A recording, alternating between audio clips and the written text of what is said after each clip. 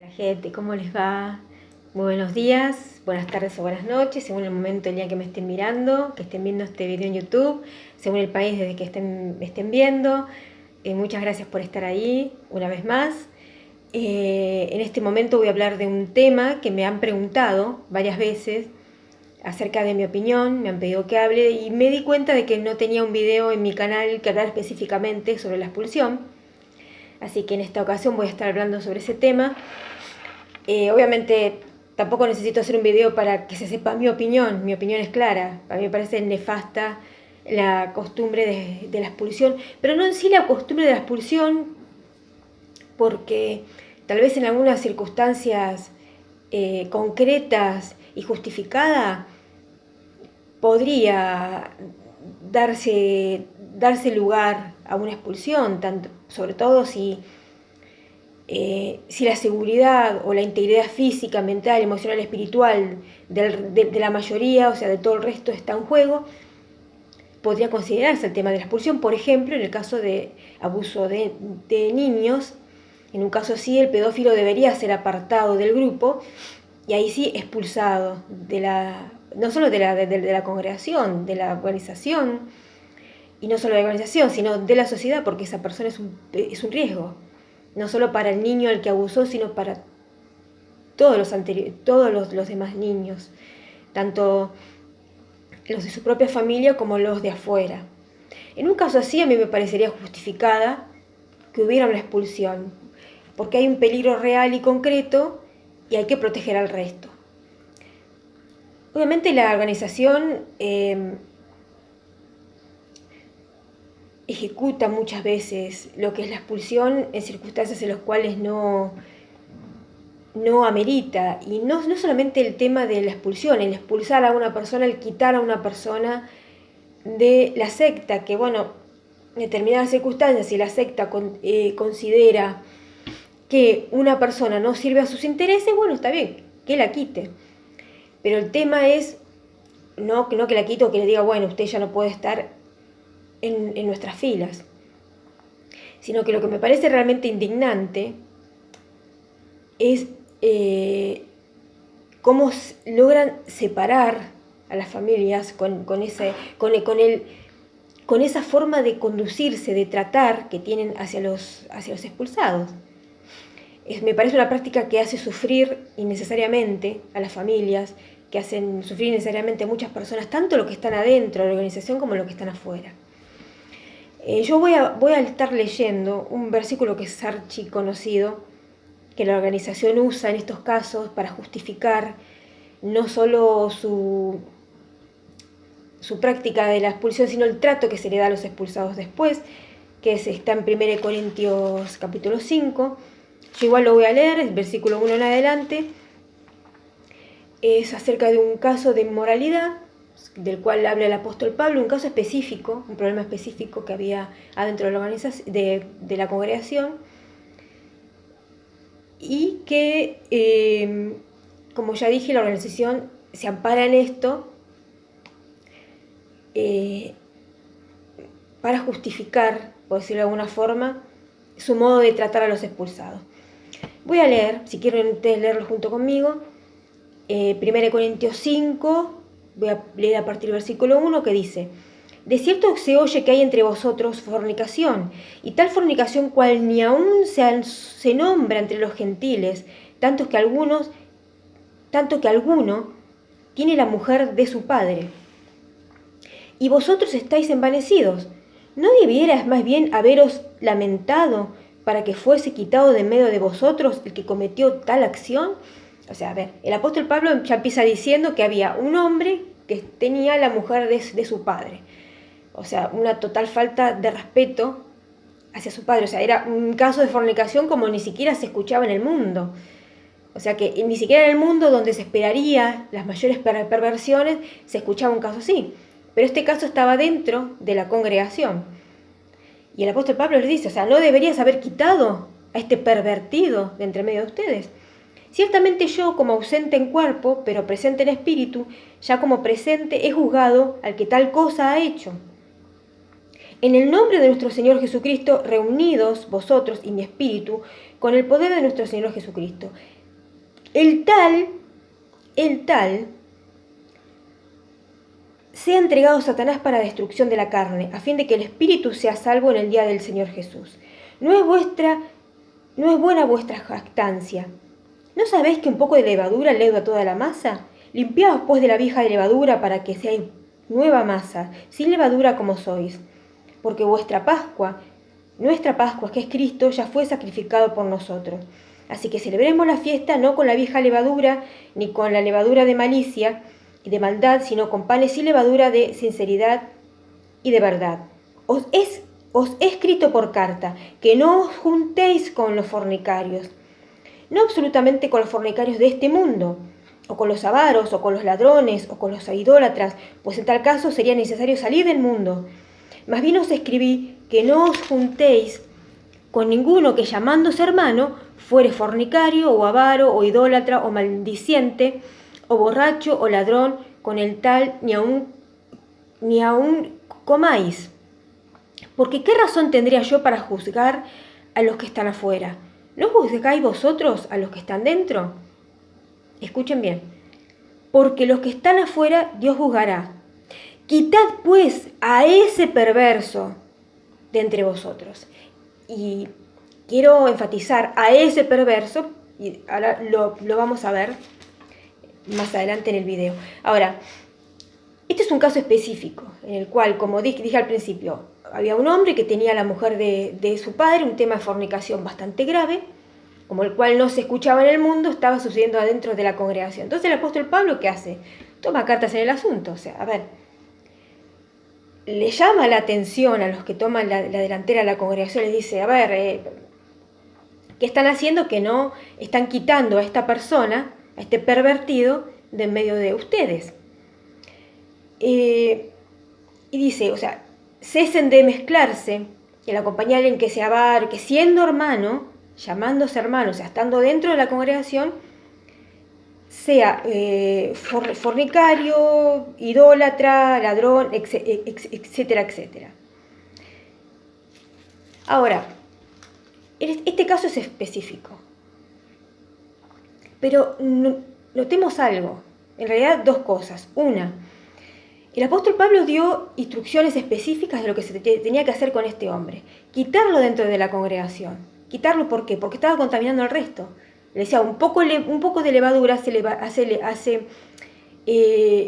levar toda la masa. Un poquito de contaminación puede contaminar a todo el resto. Un poquito de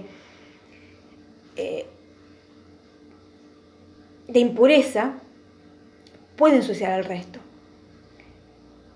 Ahora, el apóstol Pablo dio instrucciones específicas en esto. Era quitar a esa persona que estaba en el medio y que podía poner en peligro, espiritualmente hablando, al resto. Pero en ningún momento el apóstol Pablo dio instrucciones de lo que ese padre debía hacer con ese hijo. En ningún momento dijo, bueno, y doy, aparte de que quiten a ese hombre, a ese perverso, entre medio de ustedes, quiero que ese padre no eche de la casa a su hijo, no le hable, no lo salude. Tampoco dijo si el resto de la congregación podía o no hablarle, podía o no saludarlo, si el resto de la familia lo podía invitar. No dio especificaciones sobre ese tema. Sí dice, bueno, cesen de mezclarse en la compañía de tal persona, que desde mi punto de vista, el apóstol Pablo obviamente hace colación de cesar de juntarse con gente que es ladrón, avaro, maldiciente, siendo hermano. ¿Por qué? Por una cuestión de cuidado espiritual, porque obviamente una persona que realmente quiere andar conforme a la voluntad de Dios, quiere andar en Cristo, quiere ser una nueva criatura en Cristo, ¿qué tiene que hacer? Tiene que cuidar la forma en que se conduce, tiene que cuidar su espiritualidad. O sea, si vos querés cuidar tu espiritualidad, y no solo tu espiritualidad porque estés en una iglesia, o tan siquiera si no crees en Dios, no querés seguir lo que la Biblia dice, pero si estás consciente de que si querés llevar una vida limpia, A lo mejor no sos una persona creyente en Dios, pero sí tenés una cierta espiritualidad. Y sabés que para mantenerte bien espiritualmente hablando, o incluso anímicamente hablando, porque acá ya no se trata de solamente que no juntarte con personas que espiritualmente o religiosamente hablando no te sean de causa de tropiezo, para que en la iglesia no te digan nada o no te expulsen. Acá estamos hablando de que uno tiene que cuidar su salud espiritual. Hay personas que de plano no te convienen en tu vida, y esto no hace falta que te lo diga la Biblia, no hace falta ni que te lo diga yo. Hay personas que no le vienen bien a tu vida, que no son sanas, que no te hacen bien, ni mentalmente, ni emocionalmente, ni espiritualmente. Entonces, ¿qué es lo más sabio? ¿Qué es lo más sensato? Apartarte de esa persona, pero no apartarte del punto de vista, bueno, aquel es un apóstata y yo estoy bien investido por la gracia divina, vos sos malo, yo soy bueno. No, acá se está hablando de sabiduría práctica, sentido común. O sea, ¿cómo van a permitir adentro de la iglesia, donde mora Cristo, cómo van a permitir que alguien que se comporte de esta forma, que obviamente deshonra a Cristo con su comportamiento, cómo van a permitir que esté adentro de la iglesia? Y aquellos que quieran agradar a Cristo, eviten juntarse junto con estar en compañía de estas personas si realmente quieren cuidar su espiritualidad. Creo que es una regla básica. Ahora, en ningún momento el apóstol Pablo dio instrucciones, o por lo menos acá no lo dice, acerca de que si la familia le podía hablar a este joven, o que si el padre tenía que expulsar a ese hijo de la casa, o si se tenía que divorciar de su mujer porque se había acostado con su hijo, qué se tenía que hacer con la mujer, con el hijo, con el padre, con la cuñada, con el perro y con el gato. No dijo nada. ¿Por qué? Porque los temas familiares se arreglan en casa. El apóstol Pablo solo se atuvo a los temas de la iglesia, a lo que a él le compete, porque él era encargado de la iglesia, de conducir a la iglesia a Cristo. Lo que se haga dentro de la casa, en este caso, por lo menos en este caso, el apóstol Pablo no se metió. Y quiero que notemos algo. En el último versículo del capítulo dice, porque a los que están afuera Dios juzgará. Dice, quitad pues a ese perverso de entre vosotros. El apóstol Pablo fue clarito. El apóstol Pablo no dijo, ahora expulsen a todos los que son ladrones, a todos los que son fornican, porque acá está hablando de una fornicación en particular. Acá no está hablando de el novio que se acostó con la novia antes del matrimonio. Acá estamos hablando de una perversión, de un claro acto no solo de fornicación, sino de falta de respeto, de un hijo hacia su padre. Porque el hecho de haberse acostado con la mujer de su padre, que creo que, no recuerdo bien si era el Deuteronomio o el Levítico, pero creo que hay un versículo que dice, no quiero mentir, después si quieren escríbanme en los comentarios si es correcto o no, que dice que aquel que se acuesta con la mujer de su padre pone en evidencia la desnudez de su padre, o sea, es una falta de respeto o de pecado contra el padre. Esto es una falta de respeto, esta forma de fornicación, acostarse con la mujer del padre, no era solamente fornicación. A este hombre no se lo estaba juzgando solo por haberse acostado con una mujer que no era su esposa, no, era la esposa de su padre, lo cual era lo más grave. Se estaba faltando el respeto o se estaba desoyendo un mandamiento muy importante de Dios, que es honra a tu padre y a tu madre para que te vaya bien y sean largos los días sobre la tierra, que es el único mandamiento, el primer mandamiento con promesa. Acá se estaba violando ese mandamiento. Amén de la fornicación, amén de todo lo que ustedes quieran decir. Y el apóstol Pablo está hablando de esto específicamente. Cuando dice, quitad pues a ese perverso entre vosotros, se refería al perverso este. Quiero leer, porque a mí me llamó mucho la atención, que la versión del Nuevo Mundo de las Santas Escrituras que usan los testigos de Jehová, no lo dicen de esta forma. Dice, textualmente lo voy a leer, saquen a la persona malvada que está entre ustedes, que es muy ambiguo, o sea, saquen a la persona malvada que está entre ustedes. Me parece muy diferente a lo que dice la versión de Reina Valera, que dice, quitad pues a ese perverso de entre ustedes. La versión del Nuevo Mundo dice quitad a la persona malvada. ¿Qué persona malvada? Puede ser a cualquiera, o sea, cualquier persona que se conduzca de mala manera, según la opinión de ellos, debe ser quitada del medio. Sin embargo, en la versión Reina Valera, el apóstol Pablo es específico. Quitad a ese perverso de entre vosotros. Y no da instrucciones de lo que el padre tiene que hacer con ese hijo, porque cosas de familia, y las cosas de familia se arreglan en casa. Y esto que voy a decir es una opinión mía, tampoco es que está escrito. Pero honestamente, yo considero que una de las otras razones por las que el apóstol Pablo no se metió ni dio instrucciones es porque era lo que el padre quisiera hacer con su hijo, era una decisión personal. Ahora, si ese padre, después de que su hijo cometiera esa falta contra él, no quisiera hablarle porque estaba dolido o lo echara de la casa porque realmente era algo que él no iba a poder perdonar, ya era tema de ese padre. Si ese padre quería hacerlo o no. Obviamente iba a haber heridas que había que sanarlas con el tiempo, había un tema de perdón, un tema de sanidad, un tema de familia, que solamente era tema entre el padre, ese padre y ese hijo. Fíjense que el apóstol Pablo no se metió, no dio instrucciones, no le dijo al padre, bueno, usted ahora tiene que echar a su hijo y encima tiene que echar a su mujer porque su mujer le fue infiel. No dio instrucciones, simplemente se atuvo a lo que era tema de él, que era un tema de la iglesia, de mantener limpia a la congregación. Ahora, una vez que echaran a ese perverso de entre medio de la iglesia, lo que hicieran de las puertas para adentro como familia era tema de familia. Así que no es bíblico que los ancianos se estén metiendo después y diciéndole a ese padre o a la madre o a la esposa o al esposo, al hijo o a la hija, usted no tiene que hablar con su padre, no tiene que recibir a su madre, a sus abuelos. Como de costumbre, la Watchtower se mete en temas que no se tiene que meter.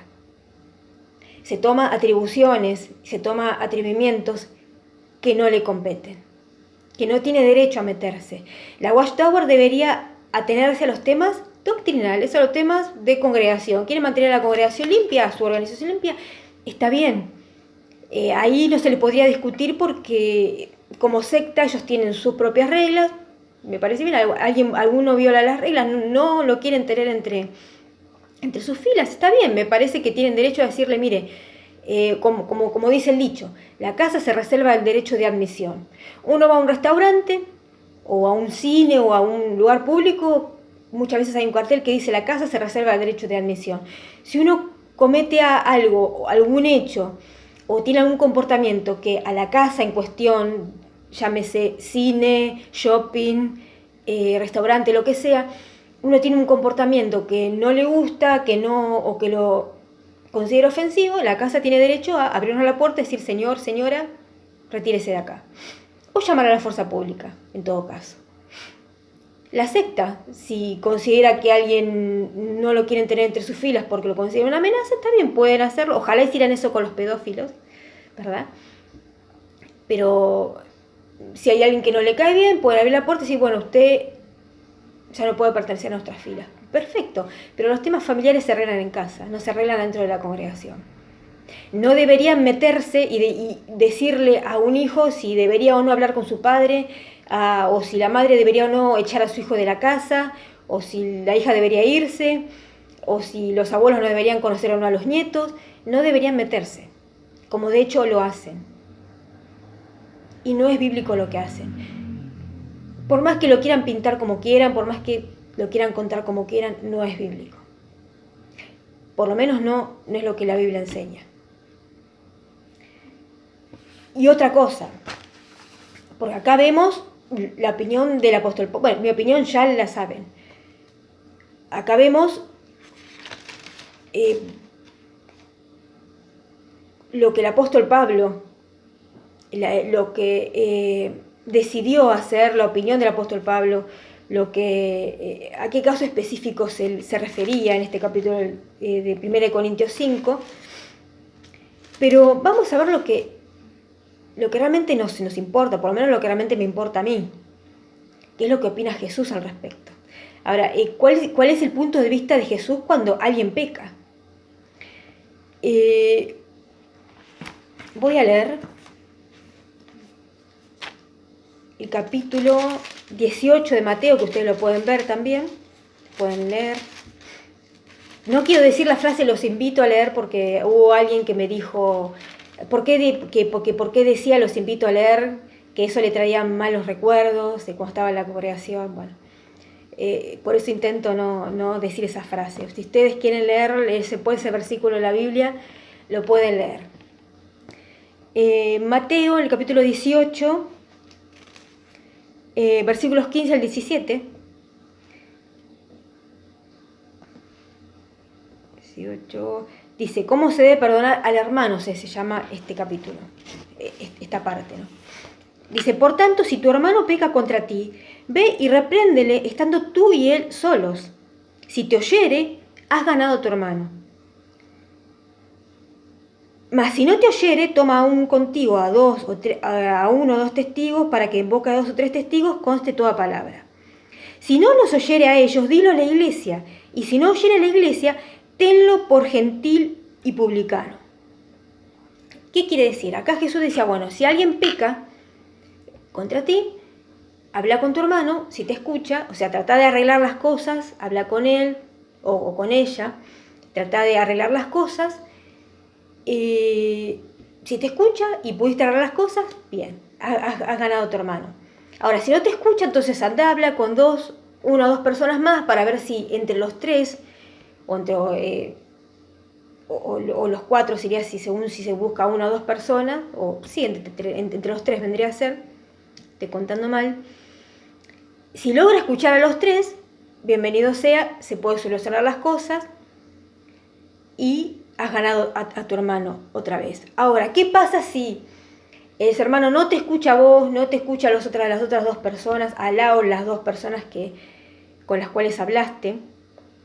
Que a veces es común en algunas congregaciones, o al menos lo que yo vi, de saltarse los pasos, ¿no? Porque muchas veces cuando alguien tiene algo contra alguien, en lugar de ir y hablar a solas, directamente va y lo cuenta a la congregación. Es como que empiezan del tercer paso en lugar de empezar del primero. Enseguida divulgan, aunque sea una reverenda tontería. Y Jesús era muy específico, o sea, ¿tenés algún problema con tu hermano? Bueno, hablá con tu hermano. Hablás con él a solas. ¿No te escucha? Bueno, busca 1 o 2 personas también espirituales, 1 o 2 personas discretas, que después no estén contando el chisme a la congregación, y traten de arreglar las cosas. Ahora, ¿no escucha de esa forma? Bueno, dilo a la iglesia.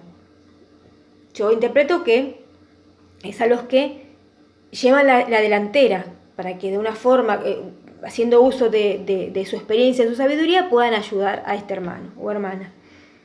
Ahora, si no oyera a la iglesia, o sea, esta persona ya está directamente perdida, no quiere entrar en razones, porque tampoco le importa tener una buena relación ni con sus hermanos ni con Dios, entonces dice, tenle por gentil y publicano.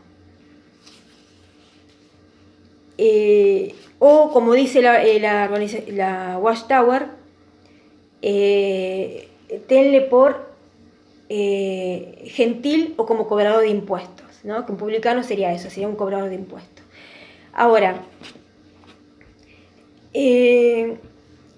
la organización lo primero que dice es que, bueno, si no te escucha, no escucha a los hermanos, no escucha a la organización o a la congregación, se expulsa, entonces tenés que tenerlo como gentil y como recaudador de impuestos. O como dice la versión Reina Valera, tenlo por gentil o publicano.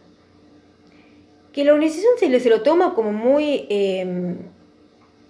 de forma muy, muy extremista, porque este versículo tampoco estaría justificado para dejar de hablarle a una persona, muchísimo menos si es tu pariente. Acá no está hablando, bueno, y si es tu pariente, ignoralo, no le des un saludo, échalo de la casa. No, es como que la organización Watchtower de un versículo toman la interpretación que les conviene y le agregan un montón de cosas que ni siquiera están. Le agregan especificaciones que ni siquiera están escritas. Acá Jesús dijo, bueno, no te escucha a vos, no escucha a los hermanos, no escucha a la iglesia, perfecto. Sea como gentil, sea como una persona de las naciones, o sea como un inconverso, como alguien que no es cristiano, y un publicano o un recaudador de impuestos, como dice en la versión de la organización Watchtower. Ahora, si tiene que ser considerado como un publicano o como una persona de las naciones, ¿implica que se les tiene que dejar de hablar o de saludar? ¿O de considerarlo como un ser humano viviente y no aplicarle la ley del hielo? Porque eso de no hablarle a alguien, cortar todo trato, ni saludarlo, ni mirarlo, es como tenerla a esa persona como si fuera muerta. Es como matar en vida a esa persona. Aplicarle un vacío a una persona que está viva, que ocupa un espacio en este mundo. Pero acá en ningún momento Jesús dice, bueno, hacerle un vacío, ignorarlo, tratarlo como si estuviera muerto. No, tratarlo como alguien del mundo. ¿Alguien del mundo vos le hablás? Sí, poco, pero le hablás. Aunque sea un buen día o buenas noches, si te lo cruzas a tu vecino, que no es cristiano, o que es católico, o que es de otra religión, o es ateo, mínimamente un saludo le das por respeto y por educación. A un recaudador de impuestos, bueno, ahora ya no hay recaudador de impuestos, ahora hay instituciones que se dedican a eso, pero a ninguna otra persona, ni a un servidor público lo vas a dejar de saludar solo porque no conozca a Cristo. Hay un trato mínimo, pero hay un trato ahí. Tampoco implica tratar a una persona que está viva como si estuviera muerta. Y llevar la Watchtower lleva las cosas a un extremo. Ahora, ¿cómo trató Jesús a la gente de las naciones, o a los gentiles, y a los publicanos o recaudadores de impuestos? Vamos a ver el ejemplo que él puso. Voy a citar dos ejemplos, tanto de recaudador de impuestos como de gente de las naciones. Primero, ¿cómo trató a los cobradores de impuestos o a los publicanos? Por empezar, el apóstol Mateo fue un recaudador de impuestos. Mateo, el Leví, era recaudador de impuestos. Jesús le dijo, ven, sígueme. Lo eligió como uno de sus apóstoles. ¿Lo consideró él una persona muerta, indigna, ni siquiera de decirle un saludo? No. Lo consideró digno de ser uno de sus apóstoles. Tenemos otro caso de Zaqueo, que era jefe de cobradores de impuestos. Un hombre que para la sociedad era inmundo. Hasta tal punto que cuando Jesús iba caminando por la calle y él quería conocerlo y quería escucharlo, él se subió a un sicómoro. ¿Ustedes por qué creen que él se subió a un sicómoro? ¿Nunca se pusieron a pensar en eso? Porque un sicómoro era un árbol inmundo, era un árbol que los judíos no consideraban, que no buscaban no acercarse a ese árbol, no tocarlo. Entonces era un lugar seguro donde Zaqueo pudiera subirse y ver al maestro y no ser juzgado, porque él sabía que el resto de la sociedad judía,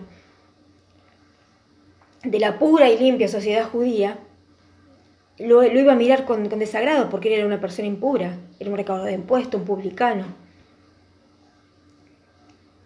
Y él lo sentía, él lo sabía, pero había una necesidad en su corazón de conocer a Cristo.